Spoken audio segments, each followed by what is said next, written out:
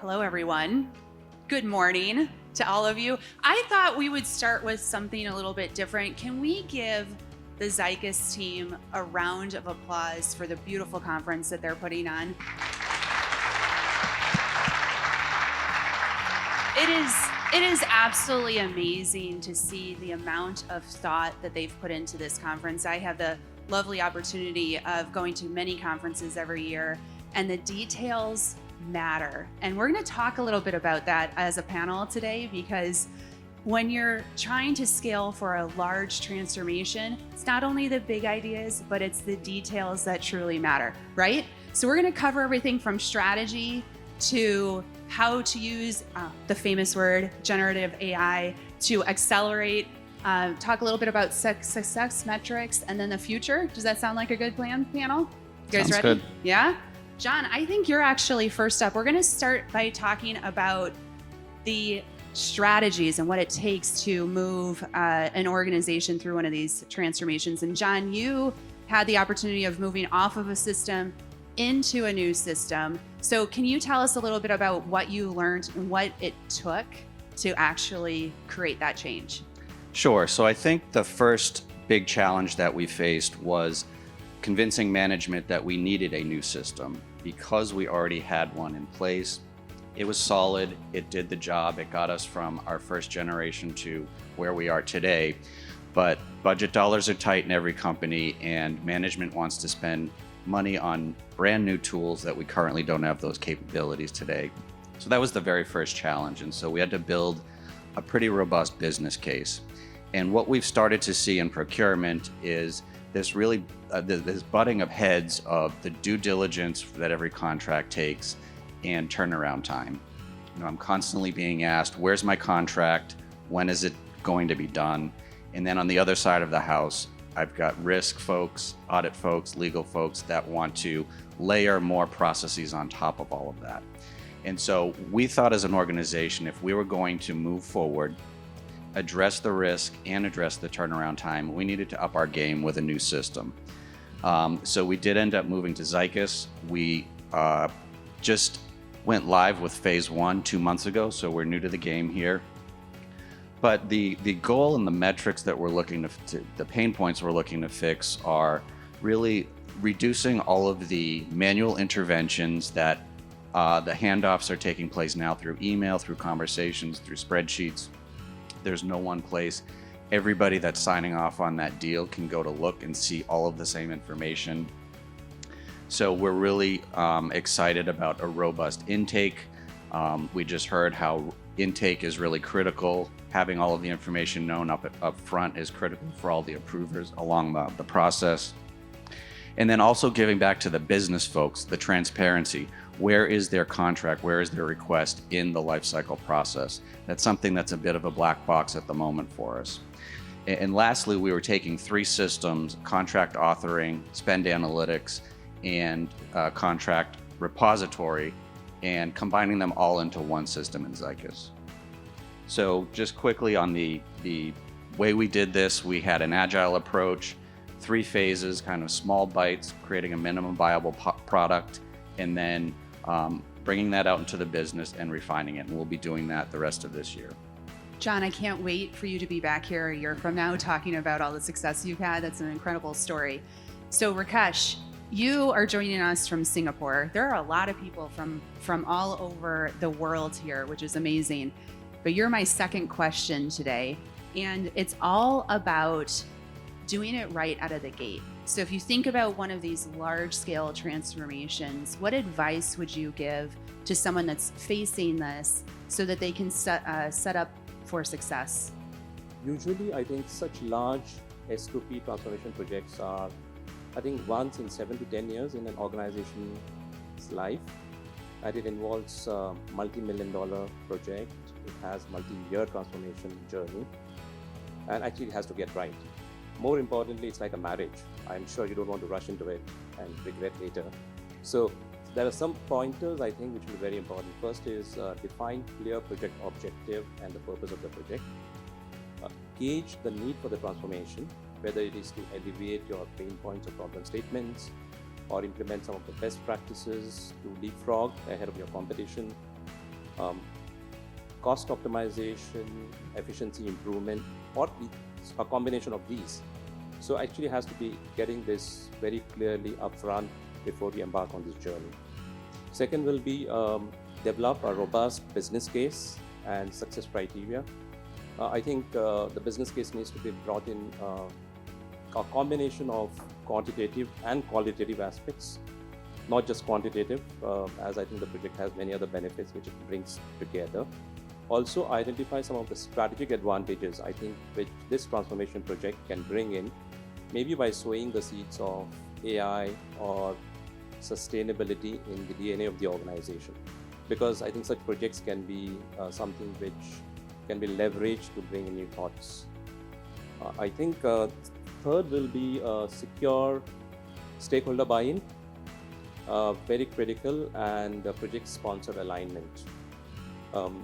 I think we need to assess the readiness for change, both internally within the organization as well as externally with the suppliers. Because this is eventually going to be collaboration with the suppliers. So whether your suppliers are even ready to work together, embark on this together with you. Also, I think assess and secure the buy-in from different departments within the organization, whether it is finance, IT, procurement.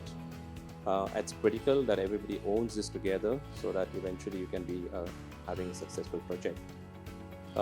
Quickly, the last two will be select the right solution. I think it's critical, and the right implementation partner. It's because I think a solution will be important as somebody who is futuristic, is embedding things which your organization may need 3 to 5 years down the line. As well as I think the last and not the least I will say will be thorough project planning.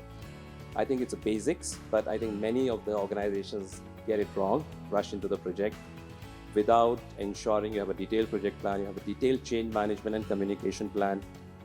You are getting everybody onboarded on your journey. As somebody told me, and I always have seen this in projects, 80% of the project is always preparation and 20% is execution. So yeah, these are some of the points. Awesome answer. Thank you for that. Marcus, you're up next. You have a really complex organization that you work in. So when you went through a transformation, how did you make sure that your transformation aligned to the broader goals of the organization? Okay, thanks Amanda for the question. As also hello from my side. Yeah, I mean some key facts about Swissport, right? We are an airport service provider. We are operating at plus 40 countries, around 280 plus airports, so across the world, 60,000 employees. So yes, we are a truly global organization, and in the past we have largely grown by M&A. So obviously that also creates additional complexity in our organization.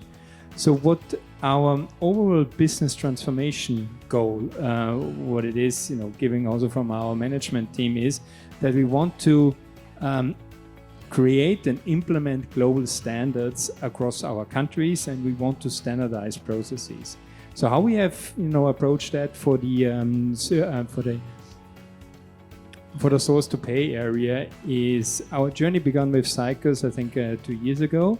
And we, initially we took out experts from selected markets. So they are kind of archetypes for us, with smaller countries, larger countries. And then we built together with them or designed a standard prototype, what we call it, right? And then for the, in terms of implementation on the sourcing and contract area, we did a global implementation, did module by module.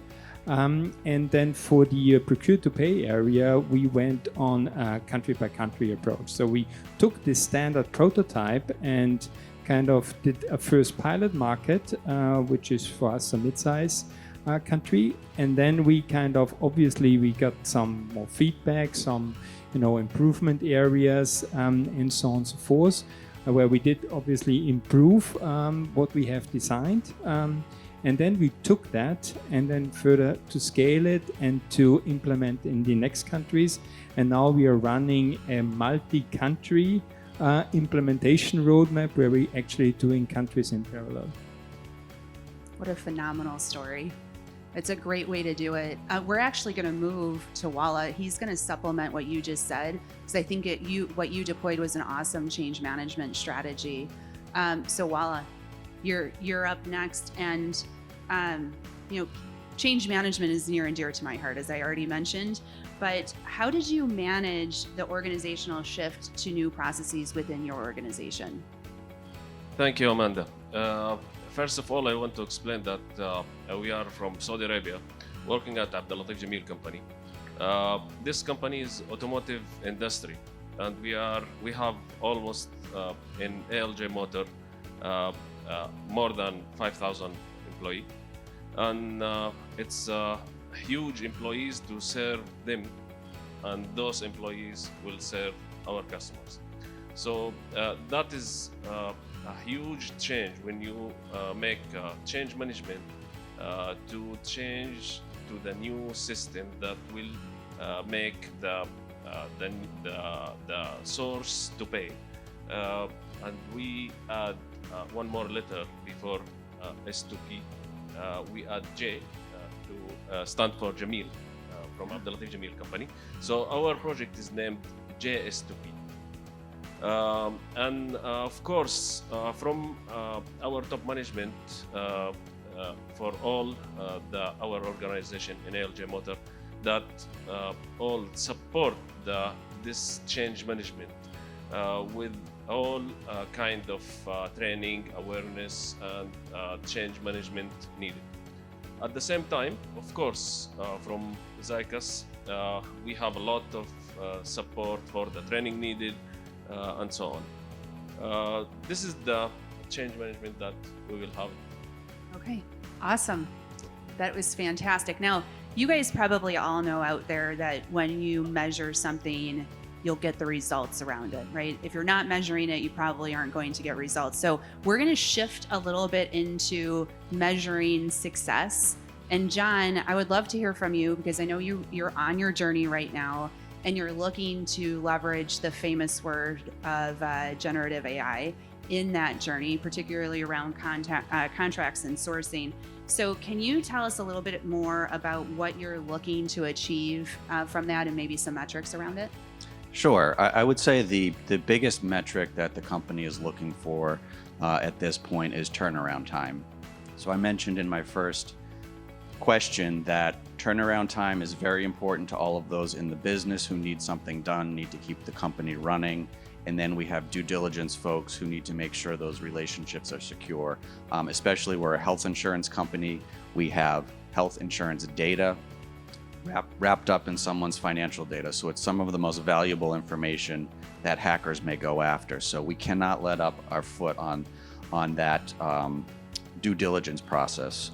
And yet we do need to keep the business running. So right now, our average turnaround times are 16 days from the time we get a request from an internal business owner until the time that contract is signed. With an MSA, a master service agreement, it's 30 days. When you add on data security in a data security exhibit, that goes up to 90 days. So you can imagine that's a very difficult conversation for me to have when someone asks, can you help me get this vendor up and running? I really need to get it moving in the next couple of weeks. And I have to say, well, we've got a 90-day window to work with here. So that is going to be something with using Zycus, reducing the various handoffs, everyone working onto the same page, everyone negotiating in the same system. I think that's going to help reduce the turnaround time without having to give up anything on the due diligence side. And on the negotiation part, that is the longest part.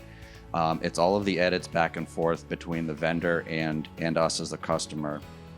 And we're looking to at least dip our toe into the AI waters with using fallback language, alternative clauses, and also taking the opportunity to vector certain edits to certain people in the organization so that legal does not have to do everything and that does not become a bottleneck. So if we get something back on financial payment terms, Zycus will automatically vector that to the finance person who can do that edit while the legal person is doing their edits. So we think having some of those things going on in parallel should also reduce that turnaround time. That's amazing. Rakesh, You do a lot of implementations. Yeah. Yeah, you do. We do. And you have extensive experience in measuring success beyond just the numbers, right? There's a lot more that goes into a transformation than just the measurables. So how do you and Zycus, you yourselves at KPMG and Zycus collaborate together to evaluate such transformations and their successes? Yeah, thanks, Amanda, again. I think this is $1 million question, literally. As many organizations, when they get into the project, they need a business case. And I've seen many projects where I think personally the qualitative benefits actually outweigh the quantitative benefits at times, and most of the times actually. It's very difficult to define the qualitative benefits and measure those, but eventually I think those are the key benefits which organization can leverage only from. Some of the examples of some of these KPIs which we can think about is collaboration and adoption. I think can be measured that there is an increase in better collaboration with suppliers, and increased adoption within the organization because of intuitive and easy to use software and application. Procurement cycle time reduction.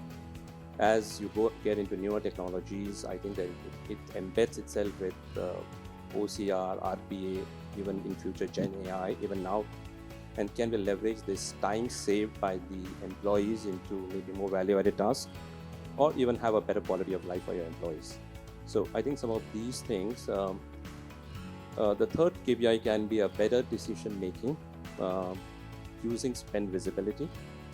I think ensuring and looking at data coming from category management, category spend data, organizations can channel these funds into much more strategic projects eventually.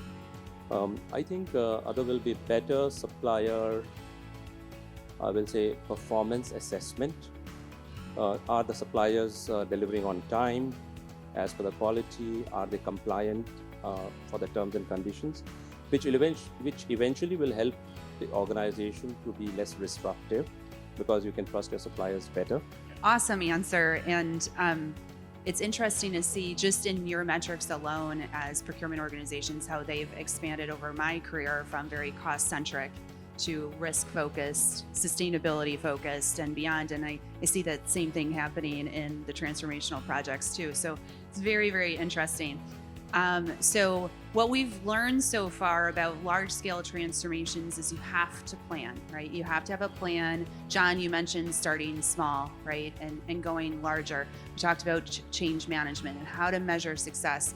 And the challenge for all of you in the room is, how do you think about the future as you're getting the work done today, right? As you're transforming today, what are you looking to in the future and how are you planning for it around that? Thank you very much. Thank you for the panel.